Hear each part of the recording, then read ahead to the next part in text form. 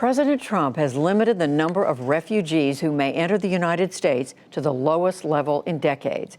As John Yang reports, that policy is having an effect in what may seem like an unlikely place. This report is part of our look at poverty and economic opportunity chasing the dream. So there is what I need by the end of 2 days. It's fourth period at the Geo International High School in Bowling Green, Kentucky. For 19-year-old Rahima Twizere, this math class is just a small part of a grueling routine. She's been up since 5:30. When school ends, she rushes across town to Trace Diecast, where she works until almost midnight. It's hard, but I have to do it anyway. Hard, but much easier than the life she left behind 3 years ago in her native Uganda.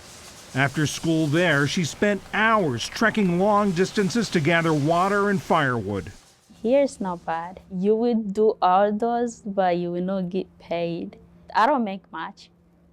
But it's yours. Even though it's not much, Yeah, it's yours. It's mine. Doesn't belong to anyone. Twizere's story is surprisingly common here. While Kentucky's total population ranks in the middle of the 50 states, in the 12 months ending September 30th, it resettled the fifth most refugees. An outsized number of them ended up here in the small but growing city of Bowling Green. Their first stop is usually the International Center of Kentucky, which has helped resettle refugees since 1981. Is he here today? Albert Bonfu is the executive director. When I moved to Bowling Green, my thought was, well, I'm coming to this little small city and I don't think we'll have up to 10 refugees. Everybody say nickel. Between October 2018 and this September alone, more than 460 refugees came to Bowling Green. Now, though, President Trump's immigration policies are creating uncertainty for those seeking refuge here. This fall, the administration set the cap on refugees at 18,000 for the year that began in October. That's the lowest level since the official U.S. resettlement program began in 1980. And Bowling Green, the seat of Warren County, which the president won with almost 60% of the vote in 2016, felt the change immediately. In October, Bonfu's agency didn't resettle a single refugee, the first time that's happened in his 6 years as director. What would you say if you had the opportunity to sit down with President Trump? Open your heart, search your soul.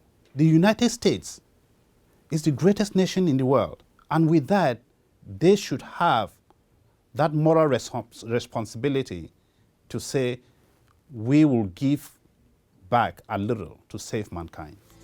More concerning to Bonfu, another Trump announcement. I issued an executive action making clear that no refugees will be resettled in any city or any state without the express written consent of that city or that state. Refugee advocates feared the move could mean big sections of the country shutting their doors to resettlement. The State Department told refugee agencies to get written consent from governors and county executives. More than a dozen state and local governments answered by saying they would continue to welcome refugees. Warren County's executive didn't respond to requests for comment. But Bowling Green Mayor Bruce Wilkerson said he'd welcome the chance to have a say. If they just give me a number and say, we're going to give you 1,000 refugees today, where are they from? Do they have any skills? Do they have any family members here?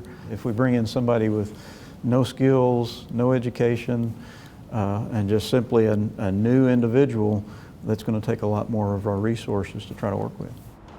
Researchers say that in 2016, immigrants contributed more than $560 million to the county's economy.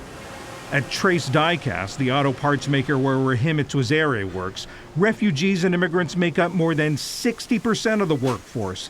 What's more, Trace has about 40 job openings right now that could be filled by refugees. Chris Guthrie is CEO of the family-owned company.